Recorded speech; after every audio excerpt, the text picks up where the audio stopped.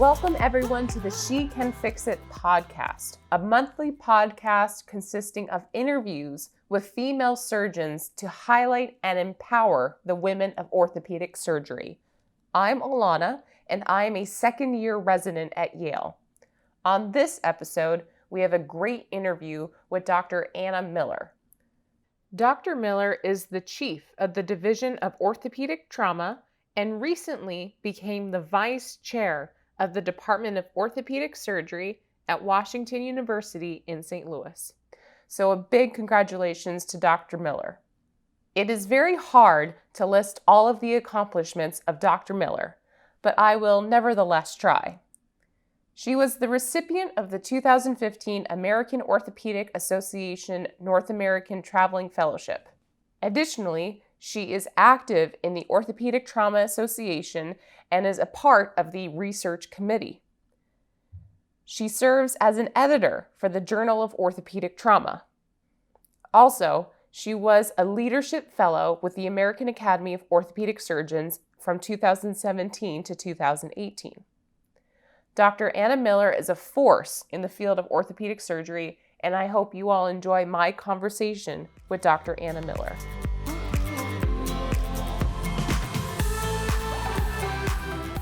Dr. Anna Miller, thank you so much for being on our podcast. I'm so excited to talk to you, and I've heard and seen and talked to you, and I'm very, very excited. So first of all, welcome to our show. Very excited that you're here. I was hoping if you can describe kind of in your own words your path to where you are today and kind of where you started from, undergraduate, med school, fellowship, and beyond. Okay. Well, I would say I'm a pretty good example of why maybe we have a little bit of a pipeline problem. I actually had never heard of orthopedic surgery. I didn't know what it was. I didn't know anybody who had orthopedic surgery, and I was pretty sure I did not want to be a surgeon because at my medical school, I was at Baylor, and Dr. DeBakey was still alive, and it was very intense, and there were a lot of legends about it, and I was a little scared to go into surgery. And when I was in college, actually, I had already gotten into medical school, but I wasn't there yet, and I was playing flag football, and I broke my finger. Oh no. And it was kind of stuck like at a right angle. Mm-hmm. And I knew it wasn't normal, but I also was like, well, it really hurts to move it, so I'm just gonna leave it. And my mom was like, you should get it fixed because you might want to be a surgeon someday. And I was like, no, I'm definitely not going to be a surgeon. So anyway, luckily I listened, and I went to this orthopod, which I didn't even know what an orthopod was. And the guy was awesome. I really want to go back and see him again someday. He was a hand surgeon in Houston. And I was at Rice for undergrad, to answer that question. Nice. But he, helped me understand what was going on with my finger. I had a fracture dislocation, and I'm going to do therapy. And he was like, you should consider orthopedics. And I thought, okay, I don't know what that is, but no.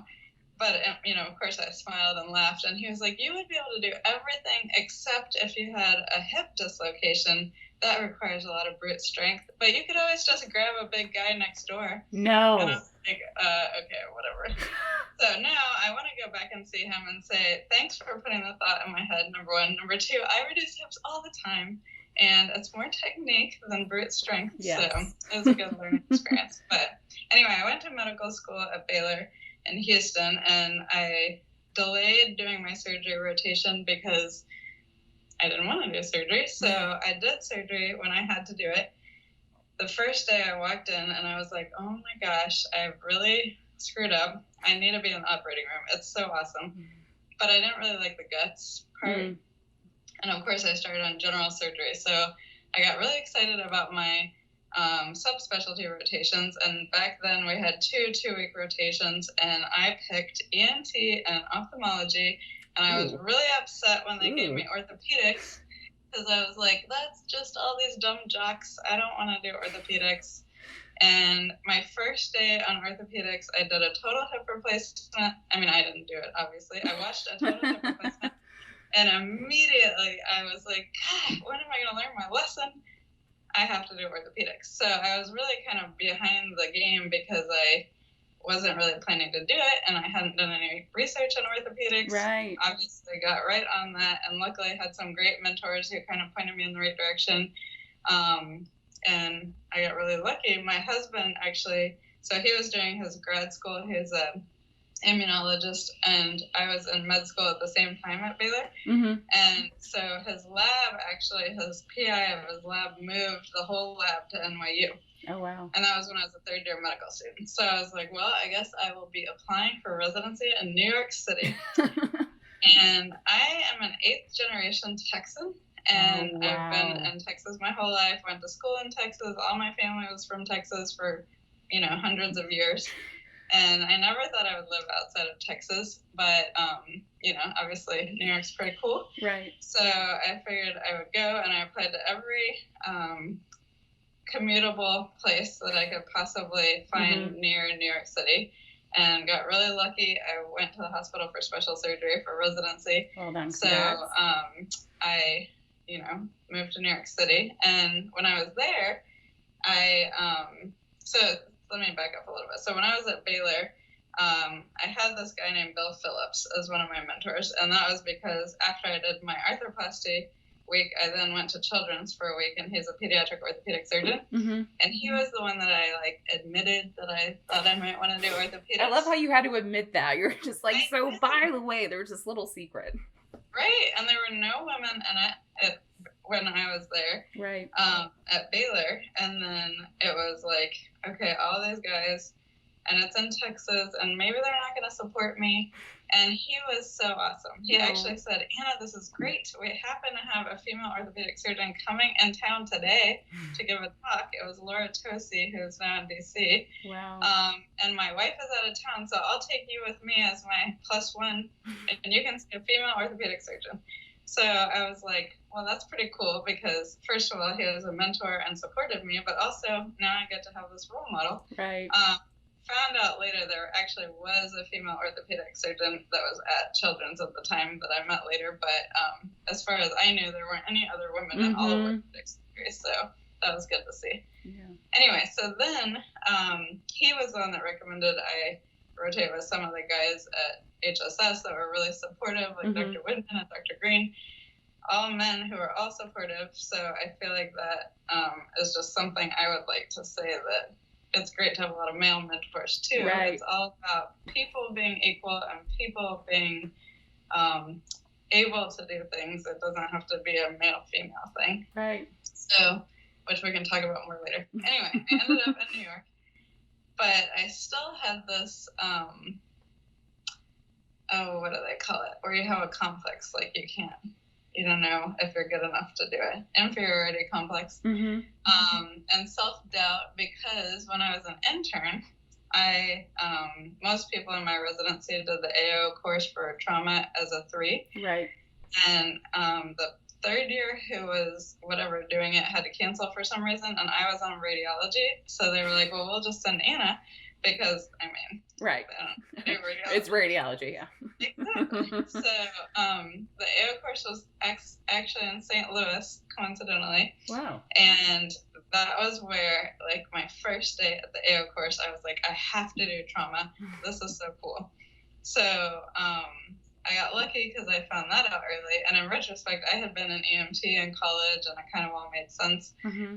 But again, I was really scared to admit it to my trauma mentors, because they were had never been a female resident that went into trauma before, and they were very prototypical male trauma dudes, Dr. Halfett and Dr. Lorich, and I love them, but I was a little scared that they might be like, no, you just can't do it. Right. So, but of course, as soon as I told them, which I did wait till I was a third year, because I really had to make sure I was sure. They were both super supportive and where do you want to go? Let's sit down and talk about it. Helpful with figuring out where to go for fellowship, and have always been very supportive. Although I did, every graduation at HSS, that you ask a mentor to speak on your behalf at this one dinner with all the residents and faculty. And I picked Dr. Halfett And he said something to the effect of, in South Africa, we don't have women in orthopedics, but I think Anna will be fine. And that's the greatest compliment I've ever heard from him. So he's awesome. But anyway, so I was doing trauma. I went to Harborview in Seattle, and that was an amazing experience. I gained a lot more mentorship there. Right. They actually have several female trauma faculty who I became close friends with, Dr. Beingester and Dr. Tasman in particular, and have had mentorship from them, but also, again, the male faculty, Dr. Rout, Dr. Craig, Dr. Hensley, Dr. Dunbar, they're all great. So it's just an awesome, it's been a great journey. And the orthopedic trauma world is very small. And I know most of the subspecialties are, but I feel like in trauma we're closer because we go to the AO courses and we see each other, and we have a relatively small society at the OTA. And there's a lot more bonding. So it's been really, really fun, over the past almost 10 years now, really getting to know people and like feeling like you have camaraderie and friendships and people you're looking forward to seeing outside of just the people you work with or that you knew from residency. And I think that's really a special thing about trauma that other societies don't have quite as much, although, I mean, there's always some, but it's pretty awesome. And of course, it's the vast majority male, but they're great guys, great to work with, very supportive. I've never felt like somebody was like, not wanting to talk to me because I was a woman or anything ridiculous that. So, no, that's amazing. I think that sums up my story. That's an amazing story. Well done. There's so many questions I have, but I think one of the major questions and topics that you talked about is the idea of mentorship. And I think that a lot of people, talk about, getting more women into ortho, and they place so much emphasis on female mentorship. And I almost feel, in the studies kind of some show that, yes, it does help. Other studies, not so much. One of the things that I always feel, it's almost like this trap door in which we place so much emphasis on female, placing women in leadership positions when, leadership positions don't mean mentorship. And I think the other point is, I personally believe in getting on my soapbox, but it doesn't have to be female mentors who guide you onto this path. So I've heard a couple people speak about this, and this first occurred to me when I saw there was a UN kind of commission and speech about he for she. Have you heard about that? No, I haven't. So it's the hashtag he for she. And there's a great speech, and I'm always a little embarrassed to quote it because it's by Emma Watson. Oh, no embarrassment in any way, shape, or form. Love Emma Watson. She's amazing. Love her. But the speech is so good, and I admit when I first started it, I'm like, am I gonna be able to really take Hermione seriously? But it was awesome, and she it's a great speech because it really captures that we all need to root for each other. Right. And it's not really about women supporting women. It's about humans supporting humans. And then I heard another talk recently about, so this is actually an old quote from Gloria Steinem. She went to Dallas a long time ago when she was a really big, people were protesting when she would come to speak because she's so radical. Wow. And she went to Dallas, and there were all these protesters lined up, and they all had posters that said humanist, and they were being insulting, and she took it as a compliment. She was like, oh, they think I'm a humanist. It's awesome. But her point was, we're for humans. Right. She's not a female, liberal, radical evangelist for women. She is all about humans, and that's how I feel. We should all be equal. There shouldn't be a concern I should be able to support a man because I think he's the best candidate, and not have women be like, why are you supporting a man? We're supposed to be for women, you're for humans. Exactly. It's the same reason I also feel very strongly that we should really focus on switching to using the word parental instead of maternity leave. Yes. Parental leave for everybody, and everybody should take it. The men should take it too, because if everybody took it, it would just be a normal thing that everybody did. Yeah, No, that's so true. Ugh. That's my soapbox. I support that soapbox. One of the other kind of in your story, you talk about how you were introduced to orthopedic surgery late. Mm-hmm. And I think that it was a study by Hill and I forget the title of the study, but it basically showed that men know they want to go into orthopedic surgery much sooner than women do.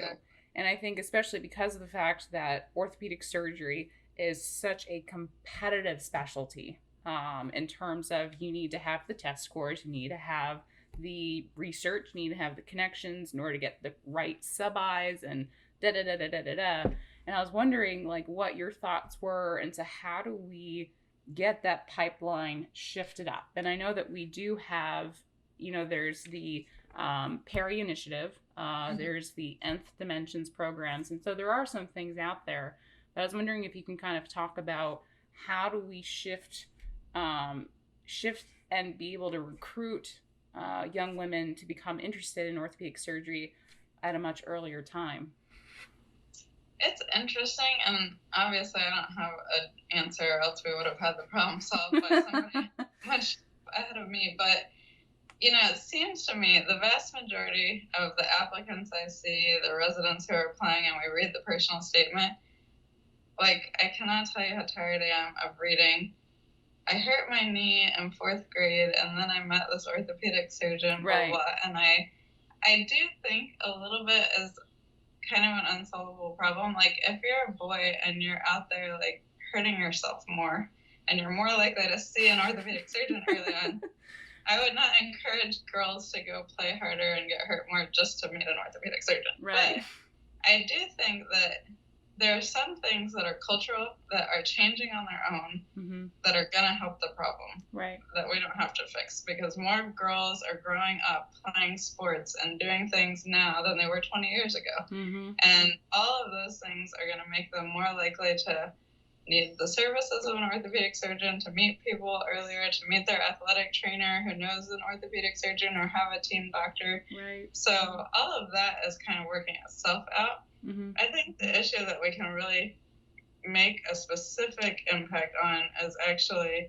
a little bit later, because we need to work on STEM. We need to work on getting girls in sports and in science and interested in medical school to begin with, but we're almost halfway there in medical school. Mm-hmm. So really, I think the issue, or we are halfway there in medical school, I think the issue is the medical school to residency timeline. I agree. So I think the first year of medical school, we need to have people out there, I don't know about yours, but like here at WashU and when I was at Wake Forest, both places, they have a thing for brand new intern or first year medical students where we have kind of like an intro to the world of medicine. And that would have been a great time for me to like learn that an orthopedic surgeon exists and what mm-hmm. they do.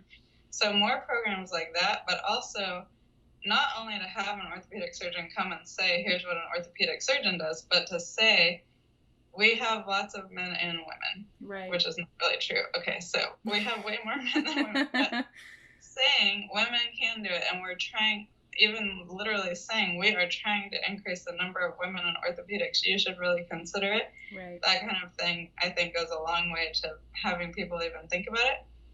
The other thing that I think is really interesting and was one of my big pushes when I was at Wake Forest is the idea that we don't do enough musculoskeletal education in medical school, period, mm-hmm. which there have been lots of studies that show that. And then they have 2 weeks of MSK or whatever, which includes rheumatology and radiology and all that other stuff. Mm-hmm. And then when they go into any primary care specialty, including emergency medicine, 60% or more of what they do is musculoskeletal. And they don't really know what they're doing, and it's not their fault. But then that's why we have this other conundrum of primary care doctors ordering MRIs inappropriately or mm-hmm. having no physical exam documented before ordering an MRI. Right. So I think we really need to push more musculoskeletal in medical school also. Mm-hmm. And that will kind of help the whole thing because, if people are interested in it, then mm-hmm. they'll be more interested in the pipeline. Right. And I think what's interesting is that you, as an orthopedic traumatologist, have a specific set of, I think, like myths that when female medical students look at trauma, they're just like, oh my goodness, no. Because I remember when I was a medical student, there was so much physicality in what I was doing, you know, and maybe that was just because I was a former athlete. And so when the guys were just like, go ahead and do this, I'm like, yeah, I can totally do that. And I went and did the physical things because I was able to.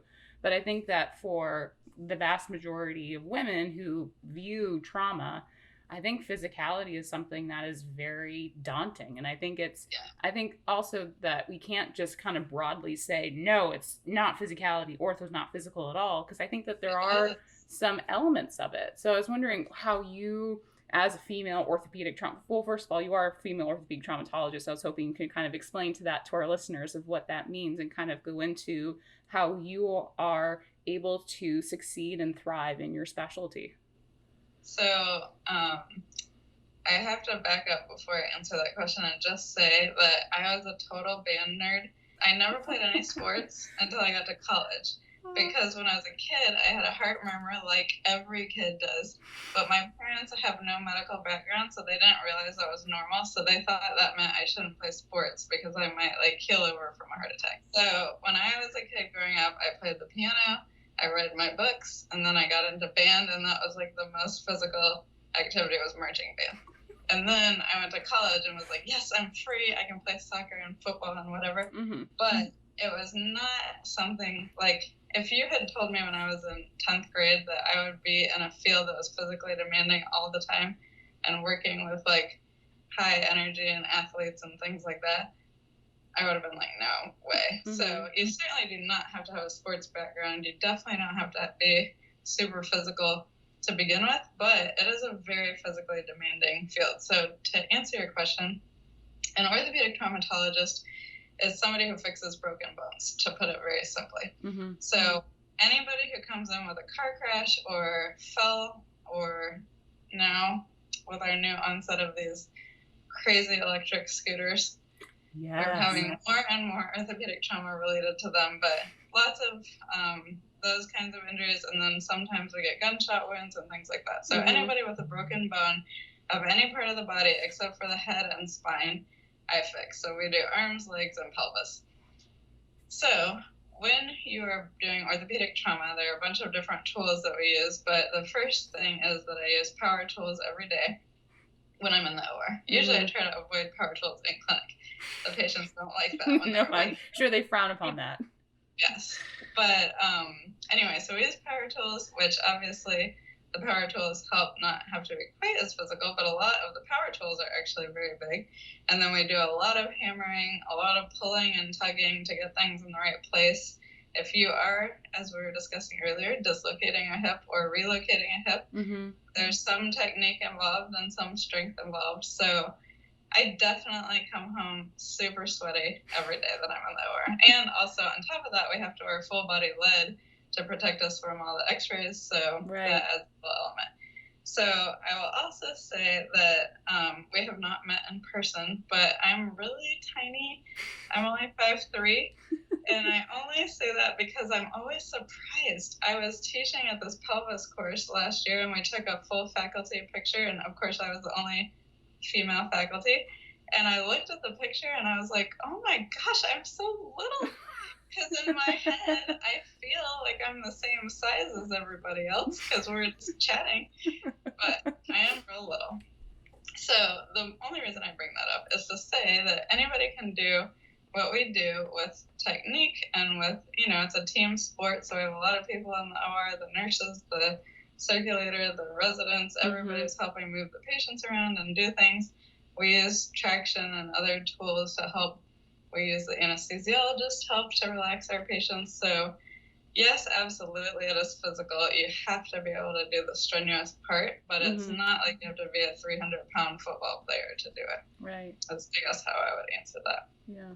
One of the other myths that I do want to talk about with regard to trauma surgery and, you know, being an orthopedic traumatologist is how hectic and chaotic it is. Like, with when you do total replacements, total joint replacements, you know what cases you have the next day. You know you have 3 knees and a hip, or you kind of know what your surgery is. You know how long your day is going to be.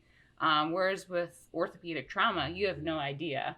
Of course, you get the call, but you kind of don't really know what your day is going to look like, what kind of injuries you have. Your operative plan is almost like a game time decision in the operating room sometimes. So I was wondering if you can kind of talk how you deal with that, and do you enjoy that part, and is that why you chose trauma, or is that something that you're just like, this is no big deal?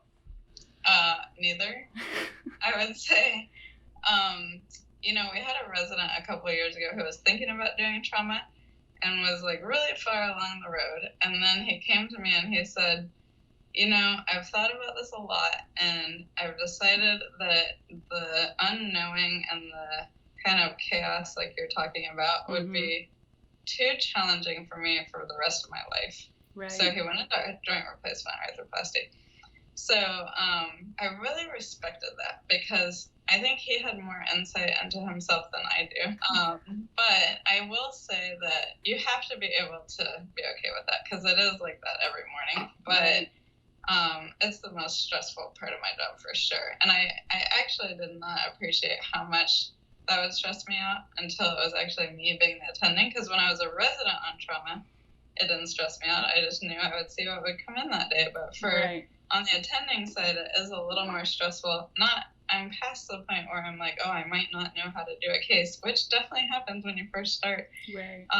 But it is hard. Like if my husband asks if I'm going to be home for dinner, or if I want to make plans that night, I try to have a firm work-life balance, but it's hard because you do know if a major event happened, another trauma came in, an open fracture, you're not going to be like, sorry, I'm leaving.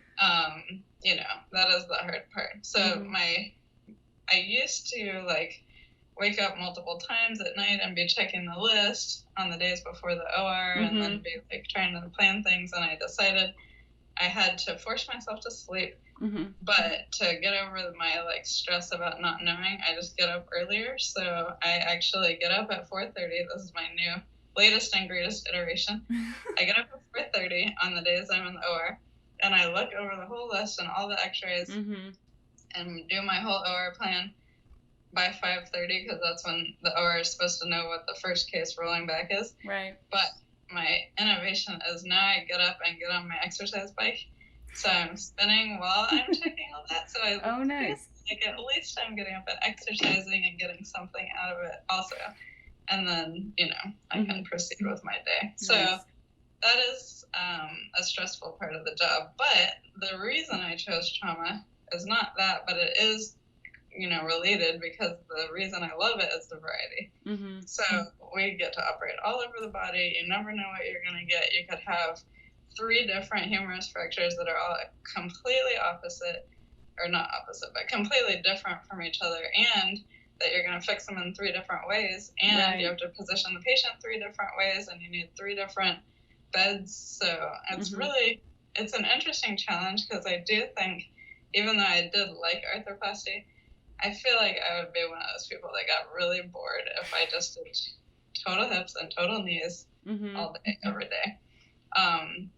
But you're right, it is a nice lifestyle. The other myth that I want to add on to that is that there's this myth that your lifestyle is going to be horrible, and I would totally want to debunk that.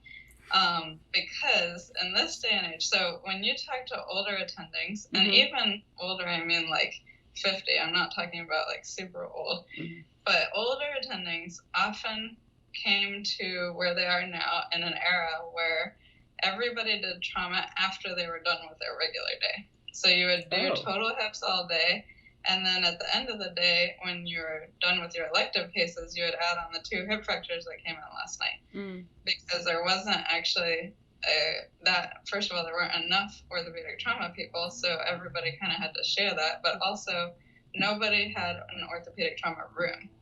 So when I actually told my program director that I was going to go into trauma, he was like, Anna, you're going to regret that decision.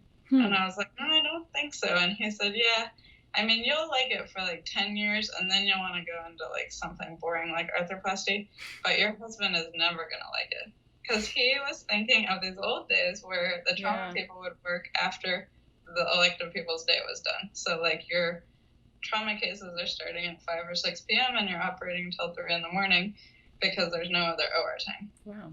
So with multiple innovations and great people in orthopedic trauma coming up with really good economic as well as just survival impact of an orthopedic trauma room. Now most places have one, so the orthopedic trauma people start their cases at 7:30 a.m. just like everybody else does. So we have a relatively normal lifestyle. You have a little bit more unknown during the day, but that also means you could have that rare day where you don't have any cases to do, which is always a good thing. So I feel like there's pluses and minuses. It is a little hectic, but I would say overall it's so much more fun to have a variety and have, kind of that unknown element definitely adds to it in a good way.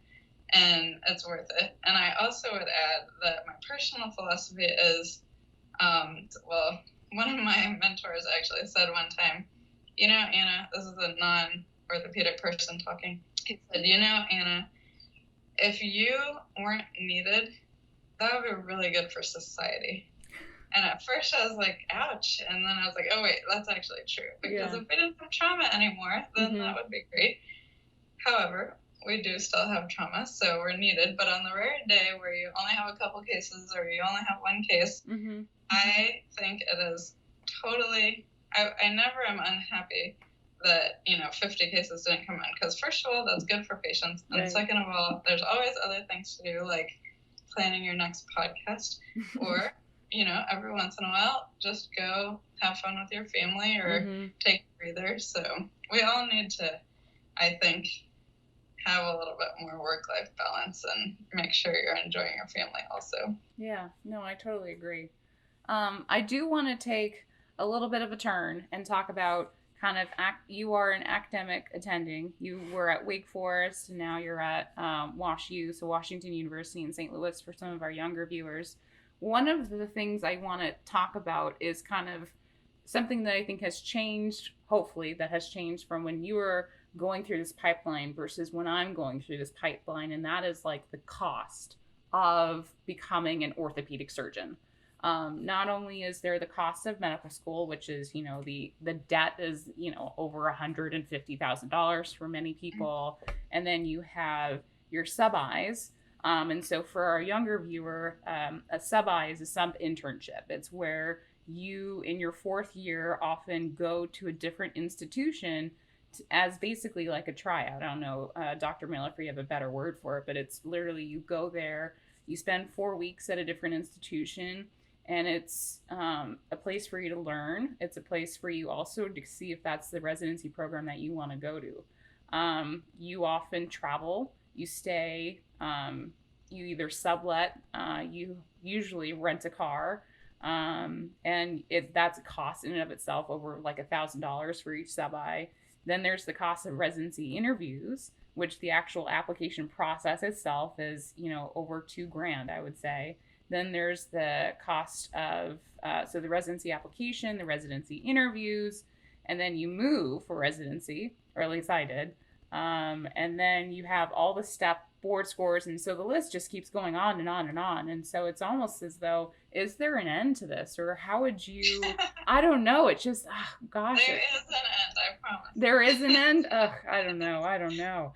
I just feel like I'm poor. Like some people say, like with boats, a boat is kind of a hole in the water that you just kind of throw your money into. I feel like this is almost where you're just throwing out money in order to get the degree, in order to get the residency program and all these things. And I think that orthopedic surgery is different than other subspecialties or other specialties. Like if you look at ENT, plastic surgery, and I think the emphasis that is placed on the sub-Is and the emphasis that is placed on the number of programs you need to apply to. And all these things are not free. So I was wondering if you kind of, as someone who is in academic medicine, what your kind of thought or outlook is on the increasing costs, I feel like, of the path of becoming an orthopedic surgeon. So it's a great question. it's a real problem, and the good news is there are a lot of people that are thinking about it and are concerned about it. The bad news is there's no easy answer like most problems. But there was actually a very interesting, I don't know if you saw it, article and kind of letters to the editor. I think it was in JBJS, or maybe it was in one of those giant journals that we get, but it was basically about how we can improve this process because of that exact issue, because it's so expensive. We're not, as an orthopedic society, we're not going to change how much medical school costs, which I agree is a completely separate conversation. Yeah. And also back to college. I mean, there are all these now presidential candidates talking about just getting rid of college loan debt, which I think is a great idea. But, how are we going to pay for these things? In many other countries, doctors don't make as much as us, but they also have their medical school included and paid for by the government. So, there are definitely options that are going to be big social reforms down the road for the earlier stages, but the actual orthopedic process we do have control over, and we have let it get out of control. One of the things they did, and I'm sure you probably had friends who applied for ENT, that was supposed to decrease the number of places people applied, was to make you write a personal statement specific to that program. Have you heard about this? Yes. So the whole goal of that was to be like, well, all these people are not going to write a personal statement for every single program. So if we make them do this, then they're not going to apply to as many, which is ridiculous because ENT is almost as competitive as orthopedics. So everybody just starts writing a million more personal statements. Exactly. So anyway, this article that I'm referring to, and I can probably find it and send it to you if I think about it later, but basically, there were 3 kind of letters to the editor about ideas on how to do this, and one of them, which sticks in my head because it was so cheesy, was based on The Bachelor, which I will just admit that I do not watch The Bachelor, so I don't totally get the reference, but I guess I can figure out what it's talking about. But I guess they give somebody a rose when they pick them. So this article was saying that the orthopedic applicants should each get a certain number of roses, like 2 or 3 roses. Right. And they give the program a rose to indicate that they're really interested. So basically saying, I'm really, really serious about your program because each applicant would only get to pick, I don't remember how many they said, 2 or 3. But to narrow it down on both sides, right? So the applicants have to be more serious and specific about which place they want to go. And the programs, like me, I was from Texas. My whole family's in Texas. Had all my school in Texas. On paper, there was no indication that I would ever want to go to New York City. Right. So every place I went, I explained to them, my husband's here. I really want to be here. I'm only applying in New York. Right. But technically they would have never known that. And there were a couple places I did not get an interview initially. And then I emailed them and said, FYI, I really am interested. Right. I gave them a rose and they were like, oh, in that case, then come for an interview. Right. So I think that would help. One of the other ones was just literally limiting, like everybody can only apply to 5 or 10 places. So they just can't go to that many. And then the other thing that came up was your reference to the sub-I part, not to eliminate, because I think everybody really does think of it as a tryout and you get to know people better, but to limit how many people do and even maybe limit it more than it is now. Because some places have even started trying to do 3 sub-Is, and I mean, it just goes out of control. That's typical. Like for a lot of, I remember when I was thinking about how many sub-Is I wanted to do, I chose to do 2, and that was kind of absurd. People were like, oh God, are you sure you're only going to do 2? And I'm like, 2 is a lot. That's 8 weeks away from home. It's 8 weeks working real hard. And I think it's almost an interesting thing because I feel like a sub-I is a rose in and of itself. You are, by going on these sub-Is and you're making these commitments. Because I went to med school at USC and in Los Angeles, and my undergraduate work was at UCLA. So I was a Cali girl, at least in most people's eyes. And so I knew I had to go and by choosing my sub-Is in different places, that was kind of my demonstration of I'm willing to move, to whatever program kind of I like. But it's very interesting, and I'm very curious as to kind of how this whole process kind of moves forward. The other thing that a couple of places have done now is they're discussing this idea of getting rid of the 4th year of medical school. Have you heard about this? I have not. Wow. So this is the idea, and I'm sure you remember from recent experience that your 4th year is kind of a waste when it comes to actual medical learning, right? Yes. Most of it is in your sub-Is and, going maybe some last minute exams, but traveling and doing some. So for me, our medical school didn't take summer vacation. So everybody had kind of finished stuff like a semester early because we had no summer vacation. Right. So I actually moved to New York City the first week of December of my 4th year. Wow. And I worked at Williams-Sonoma because I was like, hey, I don't have anything else to do. I loved it. It was great working at Williams-Sonoma. I got such a great discount. And I learned a lot about the cookware and such. And I spent my entire paycheck at Williams-Sonoma. Oh, my God. But basically, a lot of 4th year is a waste. So a couple of schools, and I think it started at Duke. I'm not 100% sure, but I think it started at Duke, and MUSC in South Carolina, I know, is trialing it a little bit. Basically, during 2nd or 3rd year of med school, you can apply for this program, and then they kind of integrate the 4th year into the residency, and then your last year of residency, you actually do like a mini fellowship, so you kind of concentrate your whatever you're interested in. So the idea is to kind of compact it all a little bit to decrease that, and these people don't have to do any sub-Is, they don't have to travel, and all those expenses are kind of moot, but you do stay at the same location, so there's pluses and minuses to that. But anyway, a lot of people are thinking about it, so. That is interesting. I do want to, one of the things I do know about you is that you were a part of the AO North American Traveling Fellowship, or AOA, sorry, North American Traveling Fellowship. I was wondering if you would be able to kind of talk about what traveling fellowships are and kind of your experience with the traveling fellowship. Yeah, so I was hoping we would have time to talk about this. It's one of my favorite subjects. So when I was a fellow, one of my mentors said, there are these things called traveling fellowships, you should do one. And I was like, okay, I'll check it out. However, a lot of other societies besides trauma had their own, like a sports traveling fellowship or a shoulder one, but trauma didn't really have one. And the AO has a little bit of one, but it's a little bit different. And so we actually, as of just 2 weeks ago, we officially have started an OTA traveling fellowship. Oh, congratulations. And I'm heading up the committee for it. So I'm really wow, excited. well done. So that tells you how great I think they are.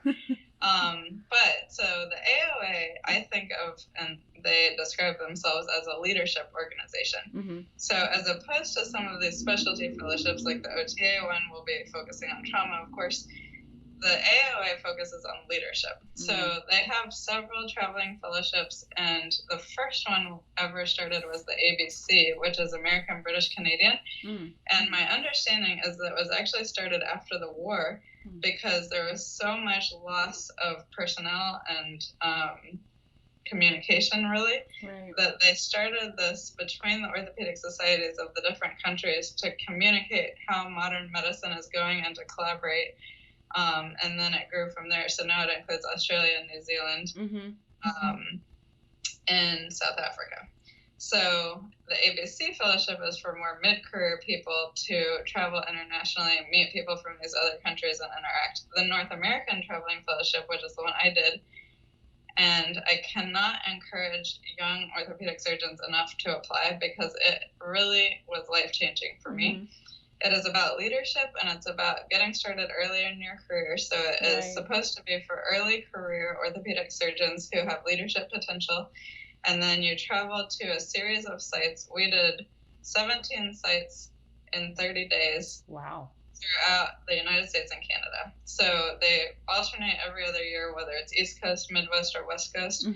And you go to all these sites, you meet leaders there, you meet other people who have done the fellowship, you see how they do things, but it's really more about how to run the business of orthopedics, how to be an academic institution, how to become a chairman. And it was fascinating. We met with the CEOs, the chairman, the business leaders of all these organizations. Mm-hmm. And then when I got back, of course, I had been gone a month, so they expected me to repay them with something. So I gave a talk about my experience. But it was really leadership lessons learned at every single site. And it was just really, really great seeing how great places do things, because every single place on the tour is places that you've heard of that are really well known, that are doing amazing things in academics and have great people, how to recruit good people, how to retain great people. So it was really, really eye-opening for me.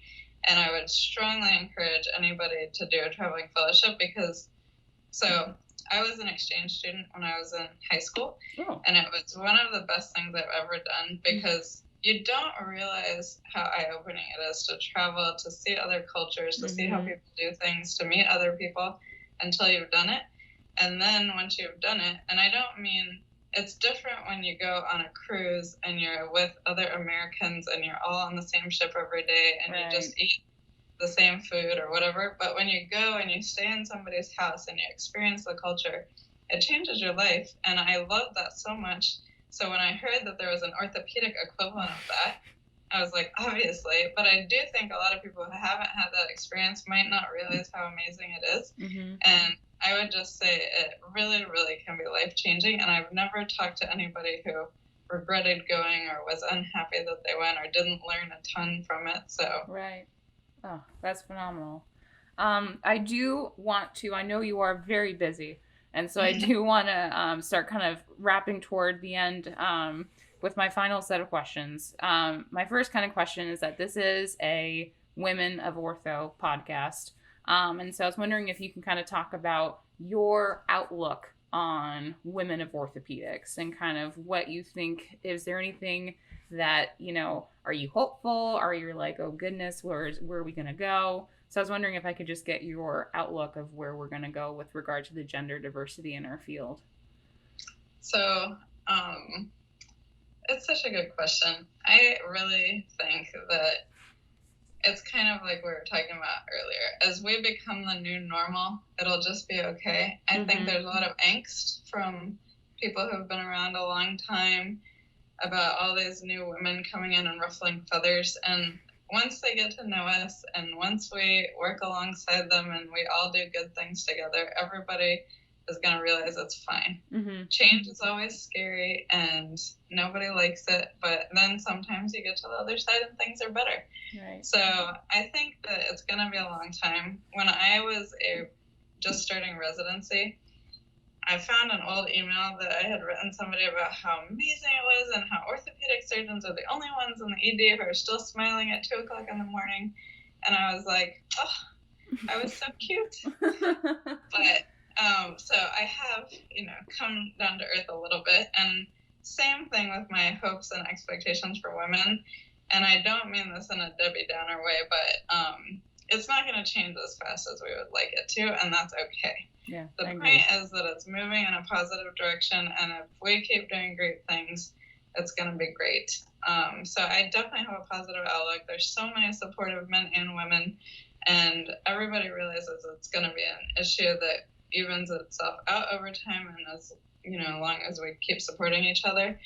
My only real concern would be kind of the same thing with the Me Too movement, this idea of like pushing too much and then backlash, which sounds really old-fashioned, but I just think slow and steady wins the race. Right. And Ruth Bader Ginsburg is my hero, and it's not because I'm like her, because I'm pretty much as far from her as you could get, but it's because I want to be like her. Right. Patient and hardworking, and she started building the blocks of the things that she does 30, 40, 50 years ago. She's got the end game, the long game in sight, and that's what we need, I think. It's really just putting those blocks in place and working towards a good goal, and we'll get there. Yeah, awesome.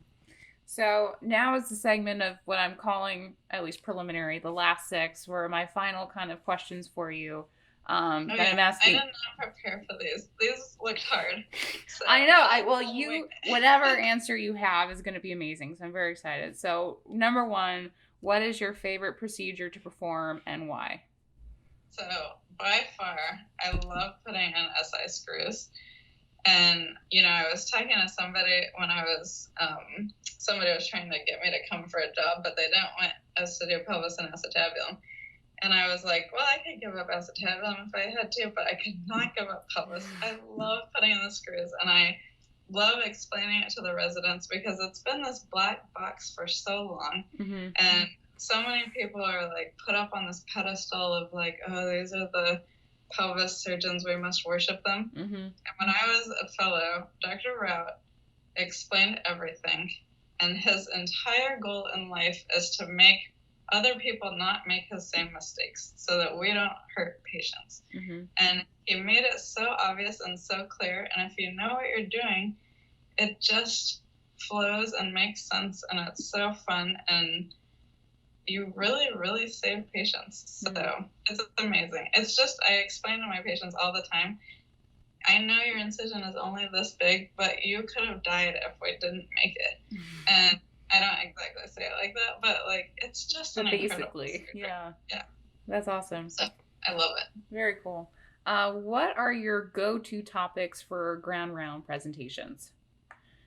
So I was talking to Joe Shu from Carolina's Medical Center about this recently because we had a not so great grand rounds at WashU, and I was asking him about it because when he came, he gave a great grand rounds. Mm-hmm. And he said, so many people give a grand rounds that is just like touting their research or fluffing their CV, and your grand rounds needs to interpret the data for people. It should be something you're an expert in, but it should be something that you've published on. Right. But you should be able to kind of assimilate it and tell a story and give them more information about the whole picture of that part of the field than just, here's the research project that I did. Right. So the things that I talk about a lot that I most commonly get asked to talk about are more related to osteoporosis and fragility fractures, and particularly atypical femur fractures. And I think that's one thing that I was a little resistant at first because I was like, I'm a trauma surgeon. I want to be talking about pelvis and acetabulum. Right. But it's extremely important, and it is totally neglected at a lot of places. And I do think I have a lot to give in that area. So that's probably the number one most important thing. I've actually talked about the North American Traveling Fellowship several times. Nice. I have a lot of my research in the past was about ankle fractures, so I talk a lot about ankles and the posterior malleolus controversy and what's the difference between an ankle and a pilon. So those are kind of my go-tos. I'll be at your alma mater in a few months talking about it. Oh, very cool. Well done. Yeah. I do miss that place. I will say that. I know and especially the weather. This East Coast business, I'm not a fan of. This is my first. I know, because it was like, what's hilarious is everybody is very excited about the seasons, right? Because I was born and raised in Hawaii, so this is my first like actual winter. And everyone was saying that it's a very mild winter, the winter we just had, and I'm like, it was not mild for me at all. So this is going to be interesting next 4 years. But what is your favorite memory as an orthopedic surgeon? That's a toughie. That's one of the toughie ones. Yeah. I mean, there's so many. I'm not stumped because I can't figure out one. I'm stumped because there's just so many. Well, I guess one of my favorite stories, which is kind of a memory, is the first time I ever did SI screws with Dr. Rout when I was a fellow. Not the first time. The first time we ever did it prone, because normally we always would do it supine. The first time I ever did it prone, it was like I had never held any tools before. I felt like such an idiot. I couldn't do anything right. Everything was going horribly. He finally just took over and did it because he was like, this is ridiculous. And I went home that night and I was like, man, why was that so hard? Because I was getting really good at doing them with the patient supine. Like, right. What And I was thinking and thinking and thinking. I came back the next day and I was like, Dr. Rowe, I figured it out. I figured out why it was so hard. I was like, it's like we were doing the surgery upside down. And he turned to me and he goes, Anna, we were doing the surgery upside down. Like, No. you idiot. Oh my God. Which I love. Oh, that's awesome. Well done. So as much as we love operating and as much as we love being surgeons, I was wondering if you could talk about what your favorite activities are outside of the operating room and outside of the hospital. This is easier for me. So I actually have a lot of activities I like to do. Like, everybody makes fun of me for being so interested in things outside, but it's probably because I don't have kids. So I have time to do other fun stuff. So I've become my mom. Oh no. So I'm really obsessed with gardening. So we have a wildflower garden that is all bird, butterfly, pollinator garden. Then we have a Japanese Zen garden. Oh. And then I have my vegetable garden. And the Japanese garden has a moss garden in it, which is like the thing everybody wants me to shut up about because I talk about it all the time. So I love gardening and I love to read. So I actually listen to a lot of audiobooks while I'm gardening. So it's a great like combo of my two things. So that's if I lost my job tomorrow, I would go be a pruner in the Japanese garden at the botanical garden here and just like make every little tree perfect. So that's oh my God, that's amazing. I hear you're also a foodie as well. Is that right? Oh yeah. I also love to eat and cook. Although my husband has taken over most of the cooking. He's like a master chef at this point. But yes, we're very good at finding restaurants, eating at restaurants. We cook a ton at home, which is partly why we have the vegetable garden. But we're kind of the like go-to people when people are going to visit a new city. I'm like, oh, I have a list of places you should try. So yes. Nice, very cool. What are your future goals / projects that you kind of have in mind for your future? For orthopedics? Or non-orthopedics. I leave it open to you. So my big push right now is I really want to keep growing the trauma service here at WashU. So we are hopefully expanding to another faculty member next year. Congrats. If we find the right person. And then I think over the next couple of years, I'd like to grow to 2 fellows for Orthopaedic Trauma Fellowship. And I would love to increase at that point how our residents, basically the way the resident rotation goes, and kind of change that up a little bit, have a little bit more of an elective practice for all of us. And obviously, along with that, have an increasing opportunity to do clinical research. And one of my partners is starting to get into some basic science research. I've been involved a little, but perhaps a little bit more of that down the road. And then I, long term, would love to be more in the leadership of some of our societies. If that pans out, I got to just keep doing a really good job. But I think doing that and then now heading the OTA Traveling Fellowship is my latest big project that I'm very, very excited about. That sounds everybody amazing. In orthopedic trauma is like, stop emailing me. So if you know people, young people in the first few years of practice who are interested, be sure to encourage them. I will send them your way, 100%. My last question for you is, what advice, and I know we've talked about this a lot, but what advice do you have for orthopedic surgeon and orthopedic surgeons in training?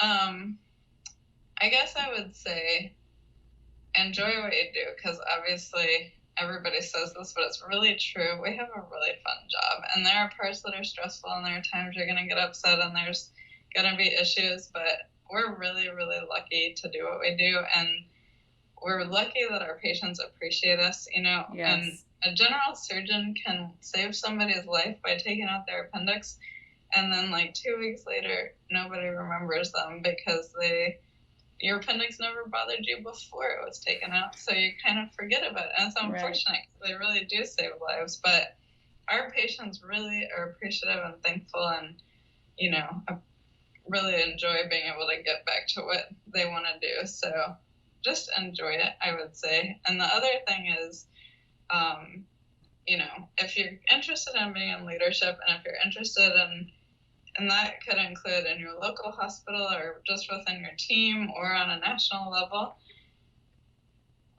It seems obvious, but you have to say yes when people ask you to do things. But Dr. Peabody told me when I was on the traveling fellowship, you don't just say yes. You say yes, and then you do a great job. Mm-hmm. And then you get asked to do the next thing. So I think that it is, a minor little kind of footnote to that, but I think there are a lot of people out there who maybe get overextended and say yes to a lot of things, but then they don't follow through. Right. So really, getting involved in things, and you're going to have a whole lot more success doing that if they're things that you're already passionate about. So say yes to the things that really excite you. Awesome. Well, Dr. Miller, thank you so much for your time. I know you are very busy, and I absolutely love talking to you, and I really hope you have the best of luck with everything that you're doing. So thank you so much. As an aside, I apologize because when you said you were from Hawaii, I was like, oh my God, we have met before. When you came and interviewed, and I had sorry, I did not connect. No, you are good. Sure. As soon as you said that, I was like, oh yeah. I know. Well, thank you. This was great. Yes. And good luck. I'm sure it's going to keep being amazing. Thank you, Dr. Miller. I really do appreciate it. I hope everyone enjoyed this episode of the She Can Fix It podcast with Dr. Anna Miller. Please subscribe to our podcast on Apple Podcasts, Spotify, Stitcher, Google Play, or YouTube. You can find us on the web at shecanfixitpod.com. We're on Twitter and Instagram at shecanfixitpod. References for this podcast include the 2 articles published in JBJS. The first article is entitled The Uneven Distribution of Women in Orthopedic Surgery Residency Training Programs in the United States. It was published in the January 2012 edition of JBJS. The second article is entitled A 5-Year Update on the Uneven Distribution of Women in Orthopedic Surgery Residency Training Programs in the United States. It was published in the August 2016 edition of JBJS. Finally, I want to say thank you to all the listeners who are taking the time to listen to our podcasts. I know we are all very busy people, so I do sincerely appreciate it. Please subscribe to wherever you listen to your podcasts. Please also spread the word. Tell your friends, your mentors, your medical students. If you have any questions or would like to hear a friend, mentor, legend on this podcast, please feel free to email us at shecanfixitpod@gmail.com. I would like to take a moment to thank those who helped to make this podcast possible. A sincere thank you to Dr. Mary O'Connor for her mentorship in creating this podcast. Thank you to the amazing attendings here at Yale. Dr. Carrie Swigart, Dr. Adrienne Sochi, Dr. Elizabeth Gardner, and Dr. Andy Halim for being exemplary role models for us. And finally, many, many thanks to my editor and co-producer, Andrea Vannie Kirk, without whom this podcast could not be possible.